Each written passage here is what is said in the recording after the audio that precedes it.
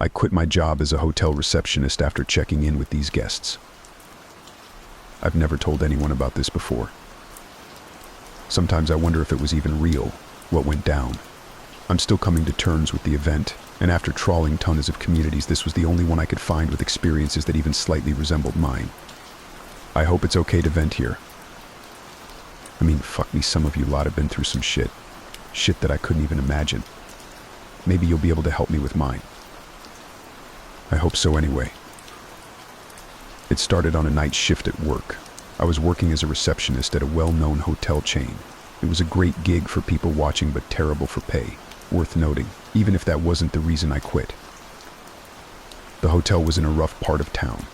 It was one that was more frequently used for business stopovers and people visiting family or friends. There were almost no tourists in the area at all, even in summer. It was a desolate, failing place that was supplemented by the income from the bar, which had become a major drinking hotspot for locals. This meant there were often fights in the lobby, transient folk popping in and very aggressively asking me for a free room, and drug runners trying to rent rooms for a few hours at a time. In short, I was no stranger to weird shit. But none of that was anything like this. It was a few minutes before the check-in cut off on an unusually quiet night, and a family walked in. They were a true nuclear dream. Mom, dad, daughter, and son were all perfectly groomed and dressed as if they were heading out golfing, despite it approaching midnight. Usually the late-night check-ins were very different.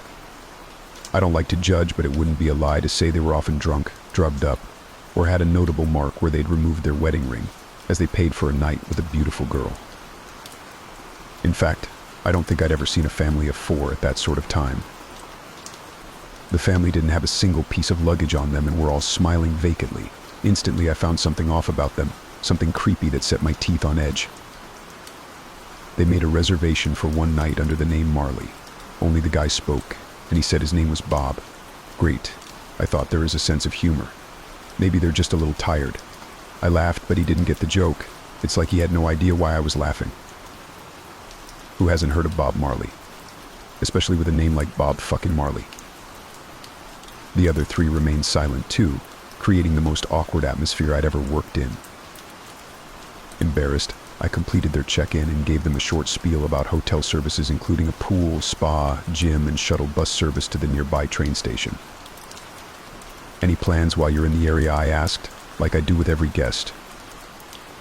No plans. Bob scanned my shirt for my name tag, Kelly. As soon as he'd addressed me, he went back into static position, an inhuman smile still plastered on his face. His wife was the same, blankly looking through me, as if there were something really interesting on the wall behind my head. I was starting to internally lose my shit. What really concerned me, however, were the kids. They were young, maybe 5 and 7-ish, and they hadn't moved either. They weren't running in the lobby, fighting over a toy or even pulling on their parents' clothes, asking to go to bed. They stood facing me in sweater vests, identical smiles to their parents and their hands resting behind their backs. Creepy little fucks. I started to survey the lobby, hoping I wasn't alone with a family of complete freaks. The bar had just closed and all the regulars had cleared out. Not even a cleaner was in sight. I cleared my throat and tried to remain calm with a forced grin on my face as I handed Bob his key. You're in room 52 through that door, and there's an elevator. You want the 3rd floor, and 52 is just past the first door on the left. Enjoy your stay. I took a deep breath and looked at my computer to try and indicate that it was time for them to head to their room. But they didn't move. The fuckers just stood there, vacant and still with those stupid fucking smiles. Would you like me to help you find it, sir? I asked. No thank you, Kelly. Could we have a drink, please? We're parched. I looked back at the empty bar, shuddered to shield the alcohol from the people that wander in during the twilight hours. There's a fridge in your room. If you head up, it's stocked with water and soft beverages. I held my breath this time, waiting for them to turn around and head for the door, but they didn't. They kept looking back at me as I tried to plot a sneaky way to let the doorman know I was in trouble without alerting them. I'd asked about a damn panic button under the desk so many times, and the company still hadn't shelled out for one. As my heart thumped in my chest, I cursed them. After what felt like a few minutes of silent stare out, Bob finally spoke. Only one Terrifying word, mind you. No. What was I supposed to do with that? No, what did he mean, no? The bar is shut, sir. You'll need to head to your room for a drink. No. Again. Except this time it came from the wife. Her voice was raspy as if she hadn't spoken in 1,000 years, instead favoring chain smoking. Ma, I'm sorry. There is nothing I can do. I'm happy to walk you to your room, but I'll need to get the doorman to man the desk. No. This time it was the daughter. This time she wasn't smiling. How can I help you all? I muttered, fear creeping up the back of my spine. A grin started to spread back over the little girl's face, and I pushed my chair back a bit with my feet. The revolving door began to move. Kel, please tell me I'm not too late for the bar. It was the voice of a harmless nuisance, Jasper. Jasper was a local alcoholic who came to the hotel every night to escape his loveless marriage, annoying but pleasant, and someone I didn't mind bending the rules for and making a coffee out of hours to help sober him up. Jasper, hi. I'm just with some of our guests at the moment. Take a seat, and I'll be with you. I hoped with Jasper here the family might move on. I was misguided. Are you going to let him have a drink? Bob asked, seemingly closer to the desk than he had been before. No, sir, drinks are in your room, as I said before. What do you mean, no, Kel? Please. I'll be good, I promise, Jasper shouted from the background, not picking up on the subliminal distress cues I was trying to send him. I cursed him. Why did he have to be too drunk to realize that I was in trouble? The kids turned, hands now visible as they remained clasped behind their backs, and they walked towards Jasper. Hey, what are you two doing up so? No. It all happened so fast. The kids leaped face first at Jasper, and the parents stayed at the desk, staring at me and keeping me paralyzed in position with fear. The blood flew everywhere.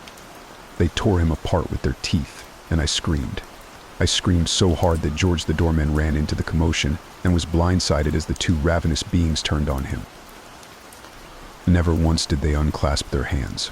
They moved in a way that defied the laws of physics themselves, ducking, with their faces as a lethal weapon like birds pecking at their prey. I tried to get a clear picture of their faces, but I couldn't move. George shot one of the kids in the ruckus, the creepy little girl. Things went silent for a moment, and the parents' attention was finally diverted away from me. At that moment, it was confirmed that they definitely weren't human, and we were fucked. It squealed and screeched on the floor as a dark liquid oozed from the wound. Things had gotten bad in the lobby before, but never that bad. I felt like I was going to pass out. Bob walked towards George, who was frozen with shock, unclamped his interlocked finger grip from behind his back, and reached out to rip George's head off. Clean off. It rolled across the lobby floor, and I started to go into a panic attack. As I hyperventilated, I watched the wife join her family around the corpse of the daughter. We only wanted a drink, Bob said, looking at me with the same smile he'd entered the building with, and tears in his eyes for his daughter.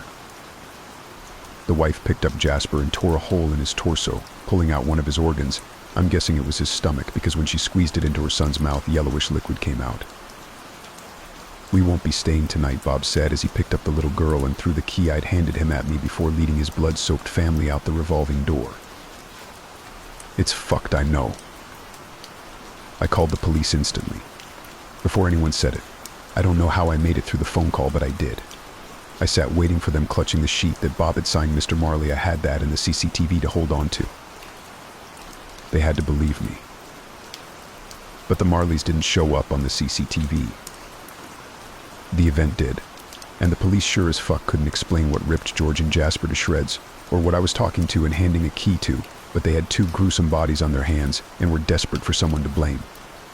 They couldn't appeal to the public. The details were too strange to be made a spectacle of, so you won't find any articles on the net. They tried to pin it on me, but the footage proved I couldn't have done it. I spent months in lengthy interviews, with them trying to coerce a confession out of me. They even ran handwriting analysis on Bob's signature to prove I hadn't faked it. They told me they searched for the family I described as the Marleys. The officer even joked that Bob Marley shouldn't be a tough guy to track down. Ironic, right? And wrong. They never found anything. I knew they wouldn't. Those people weren't people. They were something else. I never went back to the hotel after that night. Who would, right? It was a memory I wanted to forget, and for a long time I came close to managing it. It's been 6 years. Every time the phone rings, a small part of me wonders if it's the police with an update, but that part gets smaller each time. I'd moved on, started a business as a yoga instructor, and tried my best to put the trauma behind me. That was up until last week when I received a postcard at home. At the front was a photograph of a creepy fish, and at the back was familiar handwriting. Handwriting I'd spent so long looking at, just to prove what happened to me was real. Hi Kelly-ao. Dei. It's been a while since we saw you.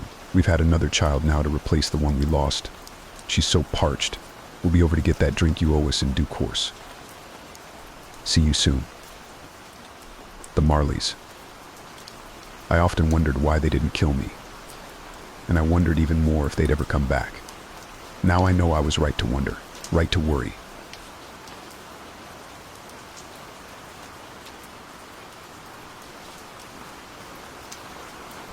I just got back from going on my dream vacation to Japan.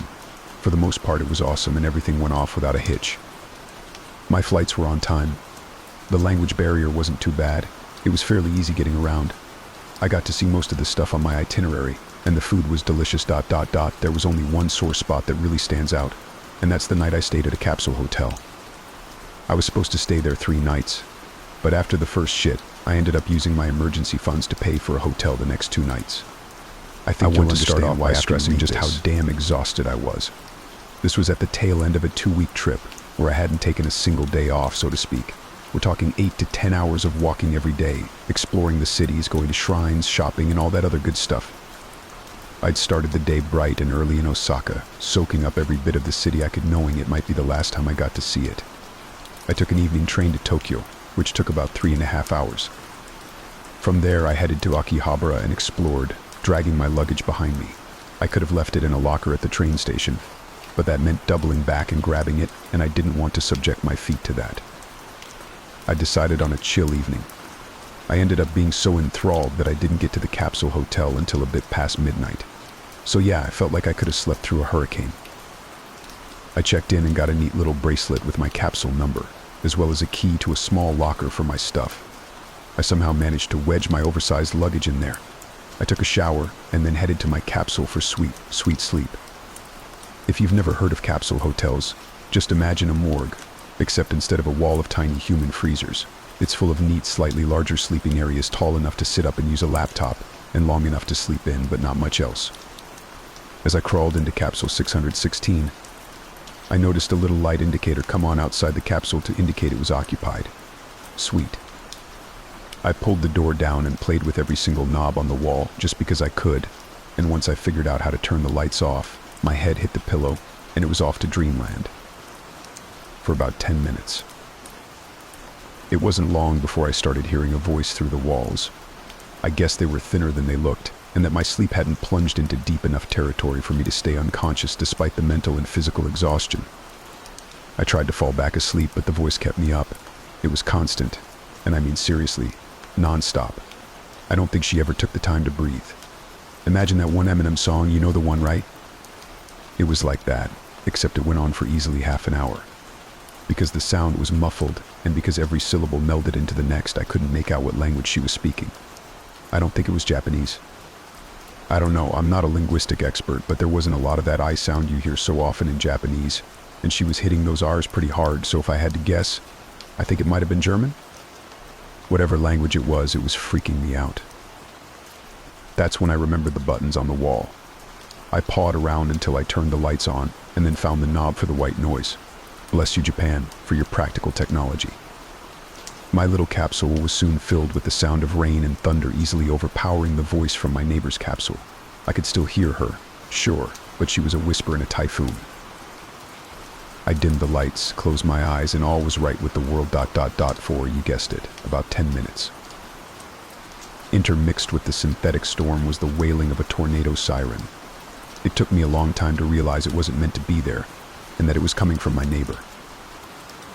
At this point, it was about 2 in the morning. I was tired, I was cranky, and I just wanted a few hours of sleep before another fun-filled day of adventure. I was internally cursing at whatever inconsiderate fucking tourist started screaming in their goddamn capsule in the middle of the goddamn night, knowing full well everyone could hear her. In my frustration, I made one big mistake. I slammed my fist into the wall and screamed, "Shut the fuck up." This was her invitation to start slamming back, and boy did she take it and run with it. Screaming, she hit the wall so hard, I swear to God it felt like my entire capsule was shaking. It was like she was full-on body slamming it with all her might, all while screaming so loud I could barely hear the storm anymore. I put my hand on the wall and I felt it buckle as she thrashed against it. I backed away into the opposite wall, but I could still feel every slam as though it was coming from the capsule to my left instead of my right. I'd had enough. I was going to go see if the concierge was still awake and see what they could do about putting me on another floor or kicking this jerk out. I opened my capsule door and jumped onto solid ground. The little occupied light at the foot of my capsule turned off after a few seconds. The noise stopped, the banging ceased, and my breath caught in my throat. I looked at the light indicator under my neighbor's capsule. It was turned off. I could feel cold sweat pouring out of me. Just a broken light, right? That's what I hoped, ... But I guess I've read one too many horror stories because something compelled me to grab her door handle and slowly lift it. Yeah, the neighbor's capsule was empty. I spent the night on a bench in the locker room. I know I probably should have left entirely, but I was spent. The next morning, stiff and barely rested, I went down to the lobby and tried to explain what happened in my pitiful, broken-ass Japanese. The concierge looked confused, and even after using a translation service, I didn't get anywhere until she saw my bracelet with the room number.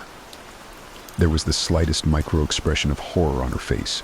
She pulled my arm towards her, gently took the bracelet off, and flipped it around. I was supposed to be in capsule 919, not 616. That look on her face, though, I can still picture it in my mind's eye. I have a feeling it wasn't just a look of, "Oh dear, you were in the wrong capsule." I think she knew damn well what was going on. So yeah, I went to a hotel the next night.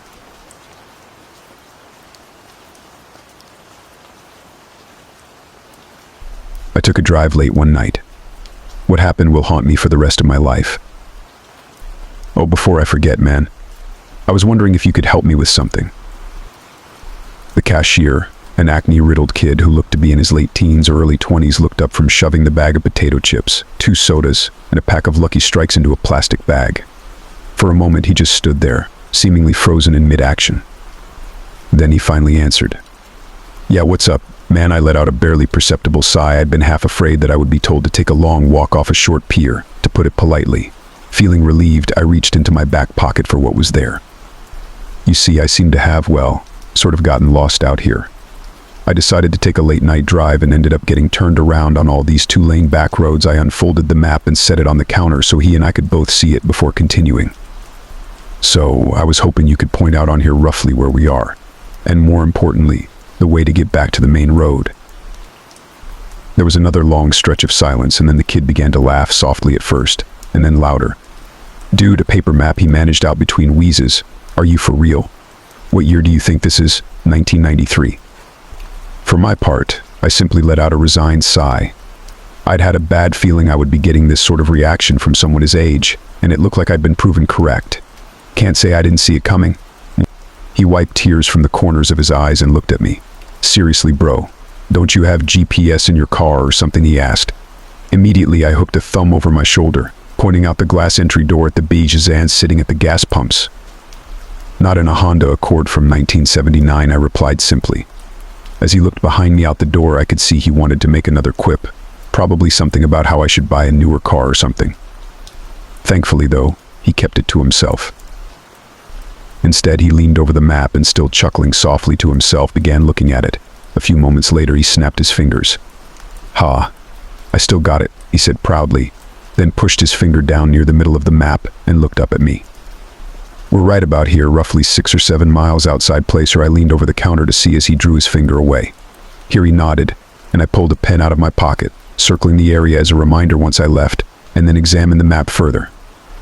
"Okay, so it seems I could take more than a few roads to get back to Interstate 5, right?" The kid nodded again, clearly already bored with the unusual interaction by the slightly annoyed look that had begun to cross his face. "Sure," he said simply, then placed my bagged items on top of the map. "That'll be $14.50 zero this, and $28.50 zero the gas." I reached into my pocket and pulled my wallet out, withdrawing 3 20s and handing them to him. The register let out its trademark ding as it shot open, and he placed the bills in it before pulling out and handing me my change. Placing it and my wallet back into my pocket, I picked up the bag and folded the map back up. "Thanks for the help," I said as I turned to head out the door. "Yeah, no problem," I heard him mutter at me as I crossed to the front door and pushed it open. A small bell hung from the inside handle jangled as I stepped outside and let the door swing shut behind me. The sounds of the refrigerators humming and the fluorescent lights softly buzzing were replaced by those of a summertime forest at night. Crickets and cicadas buzzed loudly in the grass around the store, almost overwhelming the buzzing sound of the lights over the pumps. The sound of an owl hooting loudly echoed through the trees, followed by the loud call of what had to be an elk. I inhaled the clean air before heading down the steps to my car. Pulling open the driver's door, I took one last look around before dropping into the driver's seat. "So did you find out where we are?" asked a voice from the passenger seat. For a split second, a wave of confusion and panic swept over me, and I spun in my seat. It was immediately replaced by a wave of embarrassment, amplified as my friend began to let out a deep laugh. "Dude, were you in there that long that you forgot I was out here waiting for you, not wanting to admit I had done just that?" I shook my head. "Nah, bro, not that. Just dealing with the kid in there was a major headache," he nodded sympathetically. Craig was one of my close friends. Ever since we'd met each other, we'd immediately clicked and had stuck with each other from that point on. One thing we both loved to do was take late-night drives to nowhere, simply driving around with no destination in mind, listening to the radio, and occasionally sharing a joint one of us would buy. This is the first time we've ever gotten lost, though. I reached into the bag, pulled out the bottle of Mr. Pibb, and handed it to him. "Here," I said simply before pulling the Lucky Strikes out and chucking the rest into the back seat. Pulling the key from my pocket, I slid it into the ignition and turned it, the car's buzzer sounding as the dash lights came on. A moment later, the inline four quietly rumbled to life with its traditional burble. Tearing open the packaging, I pulled a cigarette from the pack and stuck it into the corner of my mouth before reaching to push in the car's cigarette lighter. As I did, I shot a glance back towards the store and froze. A small shiver shot down my spine as I realized the kid was standing at the door and staring out at us. What the actual hell? Craig caught my gaze and turned to look at himself. "Dude, what the hell is his problem?" I shook my head as the lighter popped back out, signaling it was ready to use. I pushed the glowing red coil against the tip of the smoke for a moment until it was lit, then placed it back in its slot. I pulled it from my lips and exhaled a cloud of smoke before answering, feeling more than a bit unnerved. "I don't know, but honestly, man, that's more than a bit creepy." I shot one last glance. The kid hadn't even blinked once. He was just staring with an off-putting intensity out of the glass. "Come on, let's get out of here," Craig said, echoing the thought swimming through my mind. I put the car into first gear and eased off the clutch, the car beginning to roll forward. Out of the corner of my eye, I saw him turn and shoot the bird at the kid as we slid out from under the lights into the dark. "Prick," I heard him mumble. I turned the car left and began heading back the way we came. Well, the good thing is, yeah, I did find out where we are. I pulled the map from my pocket and handed it to my friend. I heard him fumbling for a moment, and then a small flashlight clicked on as he aimed it at the map.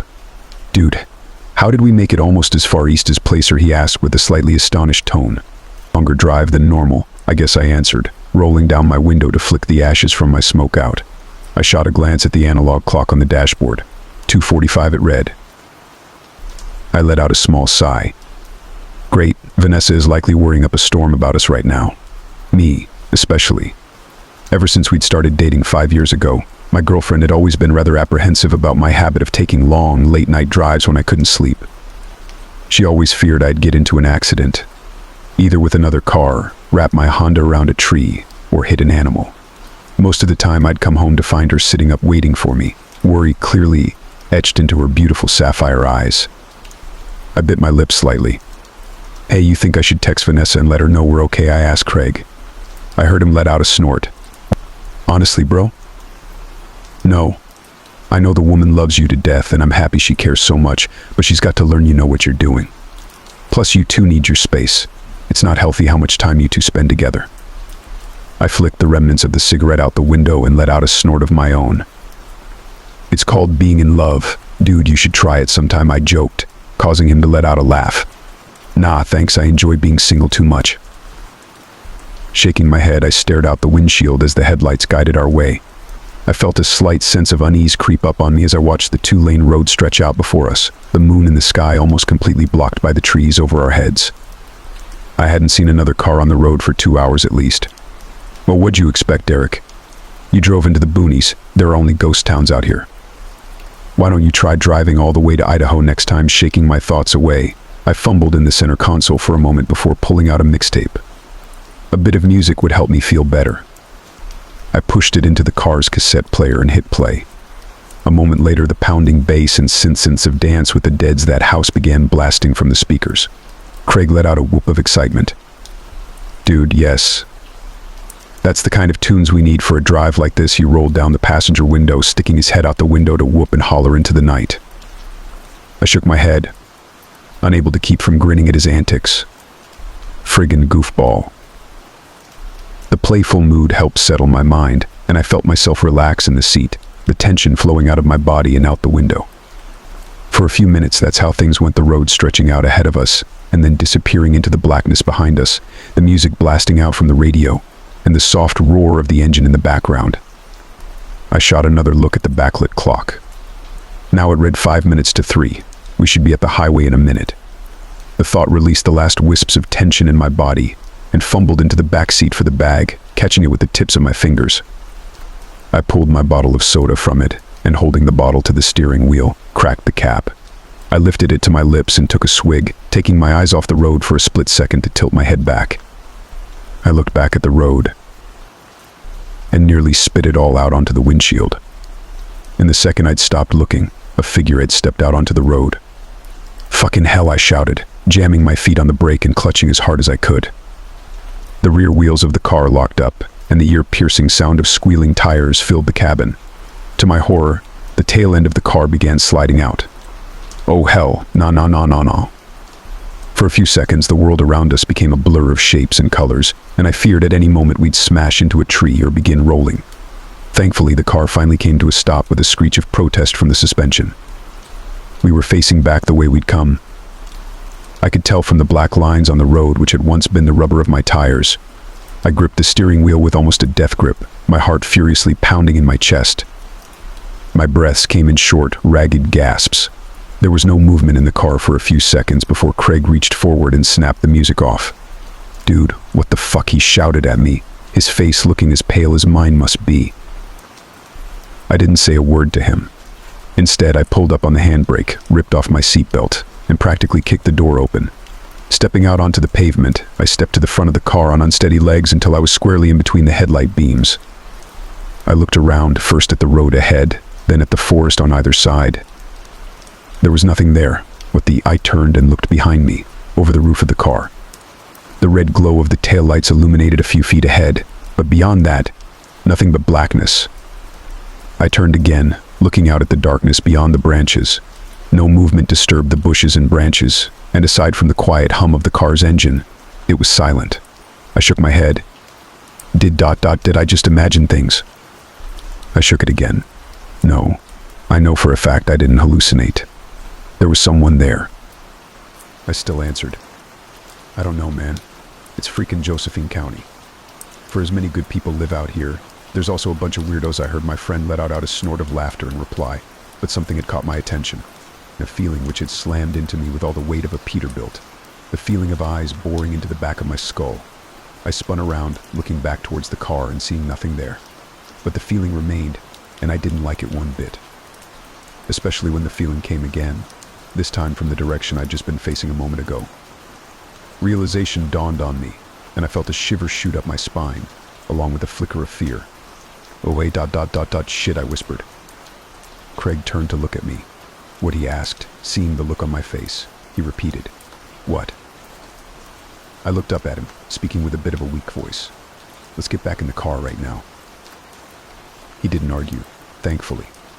He was already moving for the open passenger door, and I matched his pace as the feeling of being watched intensified. as if someone were rapidly approaching from the woods. Oh hell. I broke first into a run, then a full-out sprint for the last 10 feet, tearing at the door handle and practically launching myself into the driver's seat. Slamming the door closed behind me, I jammed down on the door lock, seeing Craig do the same. He turned to me, his face hidden in the dark, but his voice gave a perfect mental image of it. What the hell was that, man? The tone of it gave away the fact he'd felt, even for the briefest of moments, the same feeling of dread and fear I'd had. You remember those videos of people driving on empty roads in the middle of the night, only to have someone step into the road and get them to stop? I asked. A sharp intake of breath came from the passenger seat before he answered, finishing my thought. And then a bunch of people spring out of the woods trying to ambush them. OH. Hell no. My thoughts exactly timed to friggin' leave.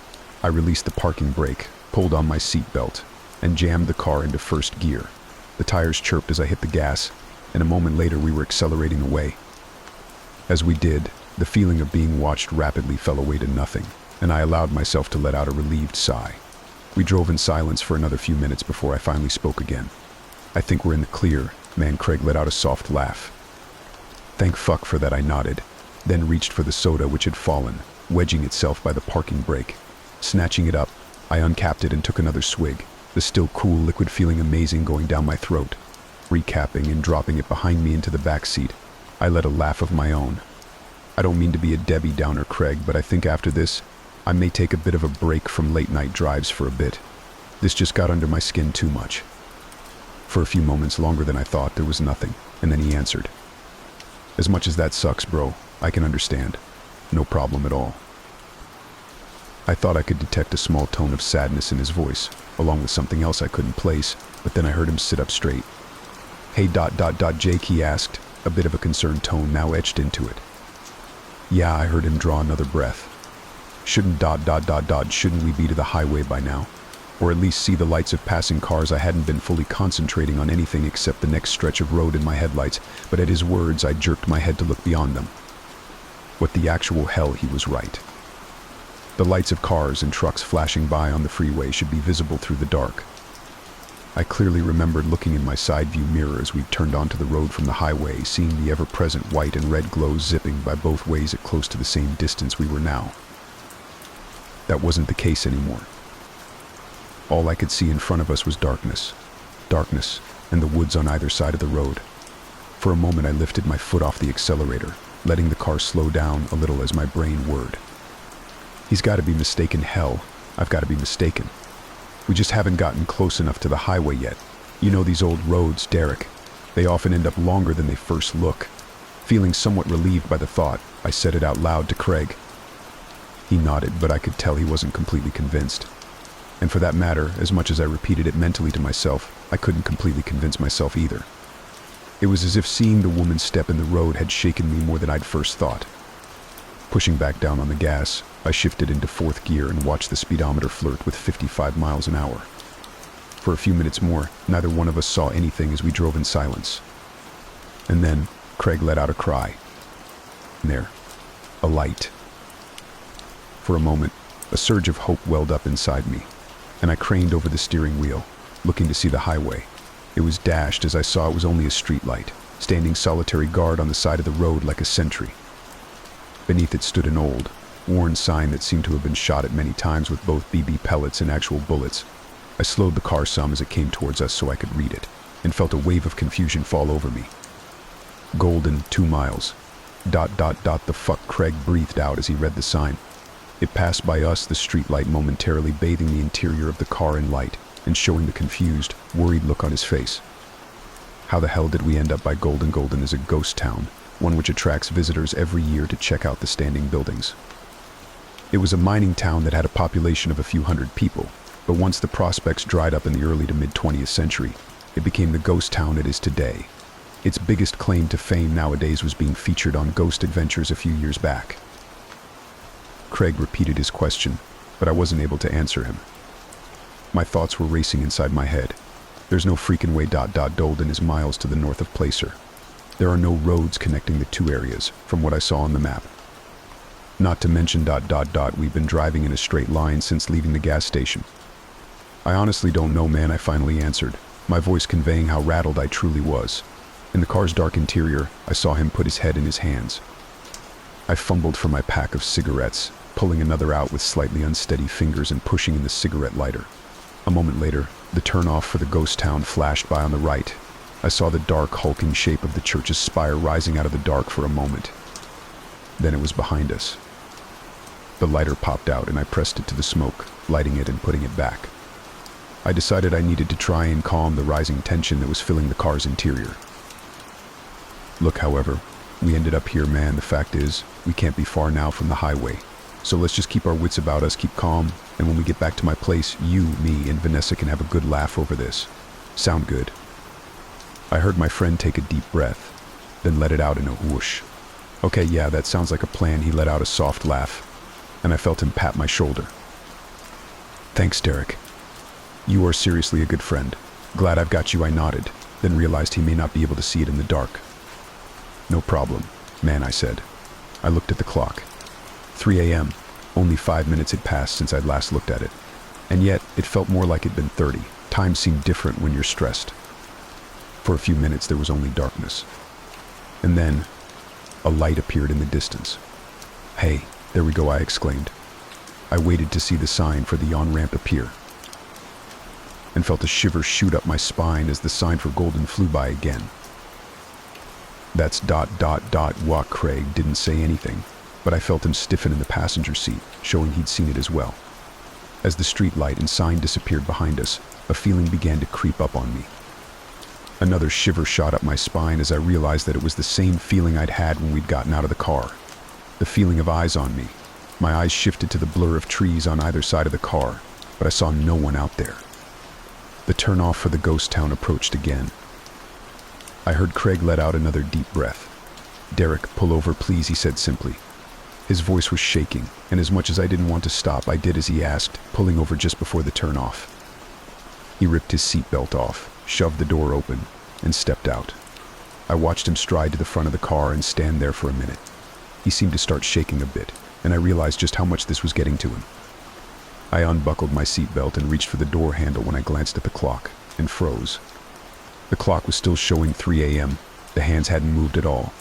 A feeling of shock washed over me like a wave as I tapped it with my fingers to see if it was merely stuck. But it refused to begin moving again. Okay, what the actual fuck is going on? I whispered to myself. I reached into my pocket, fished out my phone, and turned on the screen. Like the clock, it too showed the time as 3 a.m.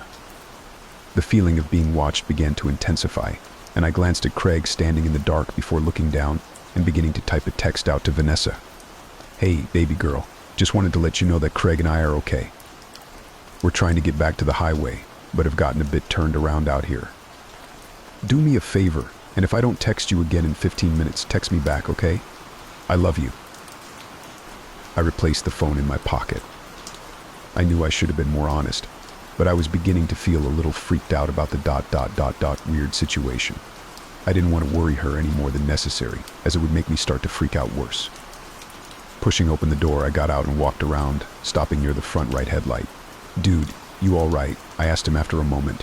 He didn't answer, but happily he seemed to have stopped shaking. I repeated my question. When he didn't answer my second and third calls, I began to feel a new sensation creep up on me. A potent mixture of dread and fear. Craig, dude, you're creeping me the fuck out. Please say something.